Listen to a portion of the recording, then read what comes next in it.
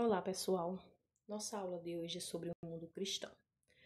Nós vamos falar sobre o poder que a Igreja Católica influenciou durante toda a Idade Média, né? Na verdade, a Igreja Católica ela vai surgir como a principal instituição após Teodósio, o imperador romano, ter oficializado o cristianismo. Então, a partir daí, a Igreja se torna a instituição mais poderosa e mais inquestionável. Até porque muitas pessoas tinham medo do inferno. Então, na teoria da Igreja Católica, quem ousasse a questionar a Igreja Católica não tinha salvação. Então, foi a partir daí que nós vamos ter uma instituição muito poderosa, não só em termos social, mas também em termos econômicos. Então, veja só. A Igreja Católica, de uma forma geral, o que nós chamamos de Igreja Medieval, ela dominava o cenário religioso. Ela exercia dois tipos de poderes principais. Nós vamos ter o poder espiritual, ligado, na verdade, à sociedade, que influenciava o modo de pensar, a psicologia, as formas de comportamento durante toda a Idade Média, e o poder econômico. Na verdade, ela se tornou uma das instituições mais poderosas, ou seja, umas verdadeiras senhoras feudais, dona de uma imensidão de território. E ela influenciava, na verdade, todo o cenário econômico, político, social, né? À toa que os historiadores chamam essa época de Idade Média, de Idade das Trevas, justamente por ser um período onde havia uma influência muito forte da Igreja Católica. Ela se organizava basicamente em dois pontos.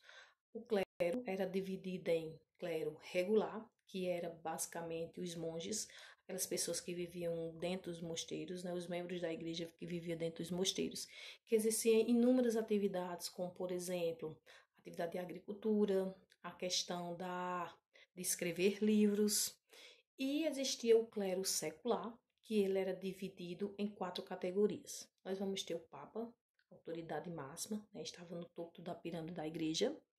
O arcebispo, que era o responsável pelo agrupamento da diocese. O bispo, que era responsável pela diocese. E o pároco, que é o padre, né, responsável por sua paróquia, ou seja, pela sua igreja. Então, basicamente, nós vamos ver que dentro dos mosteiros existiam inúmeras funções, né? Eles tinham uma imensidão de função. Veja só, nos mosteiros havia assistência aos doentes, aos peregrinos, aos mendigos, além de outras atividades. Então, os monges dedicavam-se também a cultivar o campo, como eu falei anteriormente, até porque tudo que eles produziam era para a sobrevivência dele, até porque eles viviam dentro de um mosteiro, né? Então, eles plantavam aquilo que eles necessitavam para sobreviver. Nos mosteiros, a gente pode ver aí nessa imagem que eles eram imensos, existiam inúmeras repartições, como por exemplo, vocês podem ver aí a igreja, né? Nós vamos ter os centros de estudo, os centros de ensinamento. Então, o mosteiro era dividido em diversas partes, aí eles eram muito extensos. Então, aqui nós temos, por exemplo, partes de trechos da Bíblia, né, que mostram o trabalho, né, dos monges. Nessa parte aqui também a gente está vendo trechos da religião da época. Os monges, de uma forma geral, ele tinha como principal atividade, como eu falei anteriormente, a questão de escrever livros, né, do plantio, né, da colheita, dos ensinamentos aos chamados leigos, certo? Então, essas eram as principais funções, né?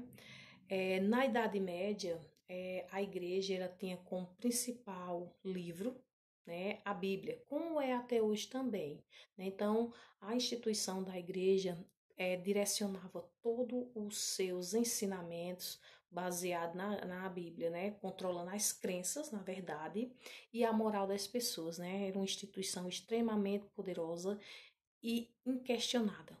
Se caso alguma pessoa decidisse questionar, automaticamente essas pessoas eram condenadas pela igreja. Foi daí que surgiu as chamadas heresias, ou seja, os hereges eram todas aquelas pessoas que eram contrárias a igreja, né? Até porque a igreja, como vocês podem ver, segundo a teoria da igreja, ela tinha o poder sobre as almas e os homens, né? Nessa imagem aí, ele vem representando o papel da salvação da igreja, né? Mostrando a figura aí de São Jorge, né? Matando o dragão, mostrando que a igreja se tornou uma instituição poderosa e que as pessoas deviam seguir os ensinamentos dela. Caso questionassem, então essas pessoas tinha como principal consequência para essas pessoas o inferno. Então, foi a partir daí, né, que surgiu as heresias. Como eu falei anteriormente para vocês, herege eram aquelas pessoas que eram contrário aos dogmas da igreja. Então, aquelas pessoas que eram contrárias eram chamadas de herege. E suas doutrinas, né, suas teorias, eram chamadas, na verdade, de heresias. Essas heresias geralmente era punida de inúmeras formas, né? A pessoa que se tornava, que era considerada herege, eles eram presos por membros da igreja e, em 90% dos casos, condenados à morte. Então, veja só, é tanto que a partir do surgimento dessas heresias, né, vai ser criada a chamada Inquisição, né, onde o Papa, né, vai oficializar no século XIII a Inquisição, criando o chamado Tribunal do Santo Ofício, responsável por julgar todas aquelas pessoas que eram consideradas hereges. A gente pode ver aqui, né, algumas formas de tortura utilizadas pela igreja, como vocês veem aí, né? Pessoas eram amarradas e eram torturadas, muitas vezes até degoladas, né? Todas aquelas pessoas que questionavam. E em 90% desses casos aí, quando não chegava a morrer, nos seus depoimentos, né?